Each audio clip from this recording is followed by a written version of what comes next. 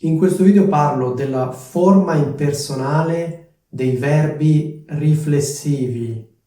Questo video è pensato per chi sta imparando l'italiano come lingua straniera. Se vuoi imparare bene l'italiano, sei nel posto giusto.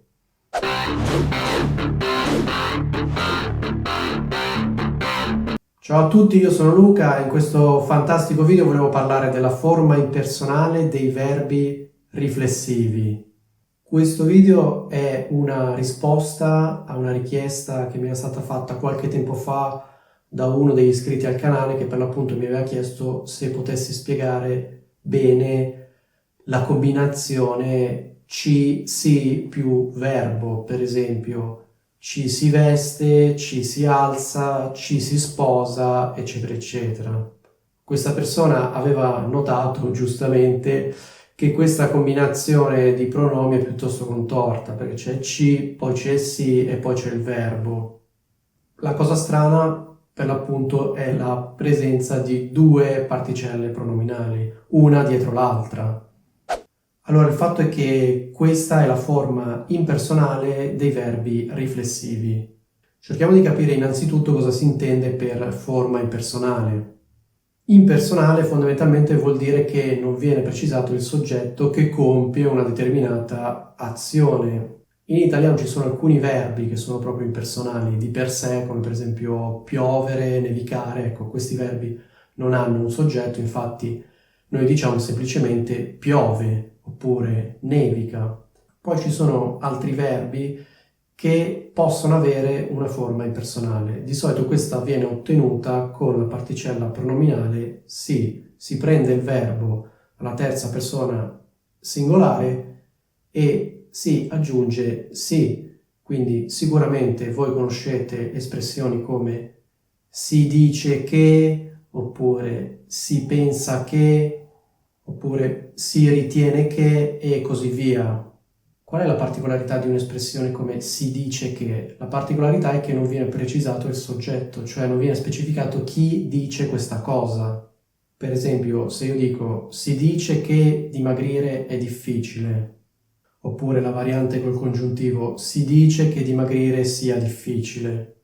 Noi abbiamo il verbo, c'è qualcuno che dice questa cosa, però non viene precisato chi dice questa cosa, quindi in generale viene detta questa cosa. In questo senso questa è la forma impersonale del verbo dire. Quindi fondamentalmente in italiano la forma impersonale viene costruita sulla base della terza persona singolare, preceduta dalla particella pronominale si. Quindi se io dico lui dice che è un conto, se dico lei dice che è un altro, ma se dico si dice che non preciso il soggetto, cioè non preciso chi sta dicendo questa cosa, chi ha detto questa cosa. Quindi se io dico dice che dimagrire è difficile, questa è una forma personale, in particolare quel dice che può essere lui dice che oppure lei dice che, comunque viene precisato un soggetto. Se io invece dico si dice che dimagrire è difficile oppure si dice che dimagrire sia difficile, il soggetto non viene precisato, quindi questa è una forma impersonale. Significa che qualcuno in generale ha detto questa cosa, però non viene precisato chi. La questione è un po' più complessa nel caso dei verbi riflessivi. Per esempio, prendiamo il verbo alzarsi. In questo caso c'è la parte alzare più la particella si. Quindi io avrò io mi alzo, tu ti alzi, lui si alza, lei si alza, noi ci alziamo, voi vi alzate, loro si alzano. Quindi se dico si alza, questa è una forma personale, la terza persona singolare, quindi lui si alza oppure lei si alza. Vi ricordate che vi dicevo che la forma impersonale si ottiene aggiungendo si alla terza persona singolare? Ecco, in questo caso c'è già un si, quindi teoricamente dovrebbe essere si alza, però evidentemente una forma di questo tipo suonerebbe male e allora si dice ci si alza.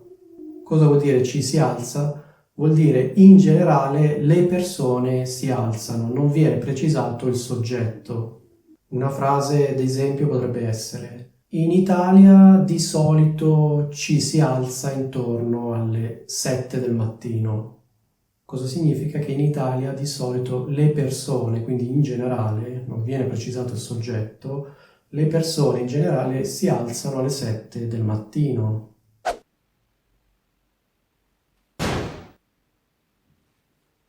Se io invece prendo il verbo svegliarsi al posto del verbo alzarsi, avrò: in Italia di solito ci si sveglia alle 7 del mattino. Ma facciamo un altro esempio col verbo vestirsi. La terza persona singolare sarà in questo caso si veste. Se dico si veste, voglio dire lui si veste oppure lei si veste, cioè si mette addosso dei vestiti. Se io voglio ottenere una forma impersonale, devo aggiungere il ci, quindi ci si veste. Qual è la differenza tra si veste e ci si veste? Che questa si veste è una forma personale, cioè lui oppure lei, cioè il soggetto è specificato, mentre invece ci si veste è impersonale, cioè vuol dire in generale le persone si vestono.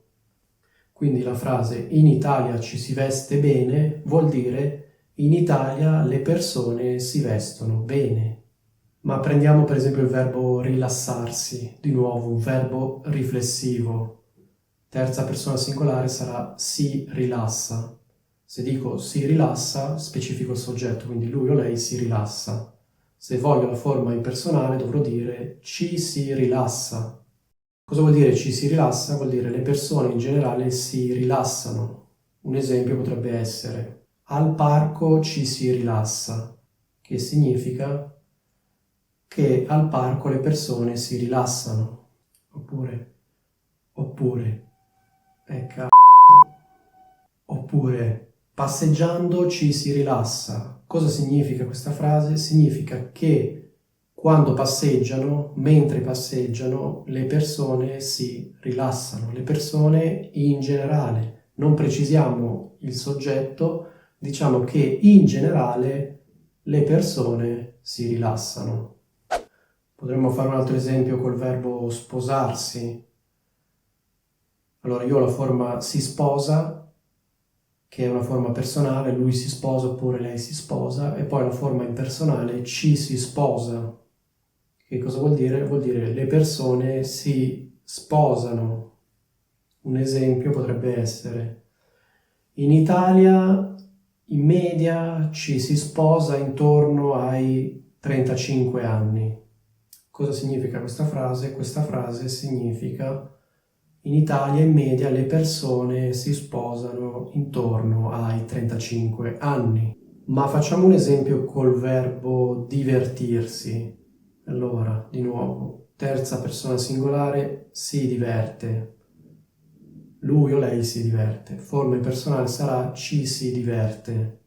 Un esempio potrebbe essere in questo posto ci si diverte tantissimo, che significa in questo posto le persone si divertono tanto. Ma facciamo un esempio col verbo arrabbiarsi. Allora, si arrabbia, forma personale, ci si arrabbia. Per esempio, quando si è stanchi ci si arrabbia più facilmente. Vedete in questa frase, nella prima parte c'è semplicemente il si, perché il verbo è essere. Nella seconda parte c'è ci si, perché è un verbo riflessivo che ha già la particella si, quindi dobbiamo dire ci si. Quando si è stanchi, ci si arrabbia più facilmente. Quindi la forma impersonale di essere è si è, la forma impersonale di arrabbiarsi è ci si arrabbia. Una cosa che ci tengo a sottolineare è questa, che con le forme impersonali bisogna usare l'aggettivo al plurale maschile. Questo è un errore molto comune, vedo che molti stranieri usano l'aggettivo al singolare maschile. In realtà con le forme impersonali bisogna usare il plurale maschile, quindi io ho detto quando si è stanchi. Ma facciamo un altro esempio col verbo sentirsi. Di nuovo abbiamo un verbo riflessivo, quindi abbiamo la forma personale con il si, quindi lui si sente, lei si sente. Forma impersonale sarà ci si sente, quindi una frase di esempio potrebbe essere: quando si dorme male, il giorno dopo ci si sente stanchi. Quindi abbiamo si dorme e ci si sente. Perché c'è questa differenza? Perché nel primo caso è dormire, nel secondo caso è sentirsi.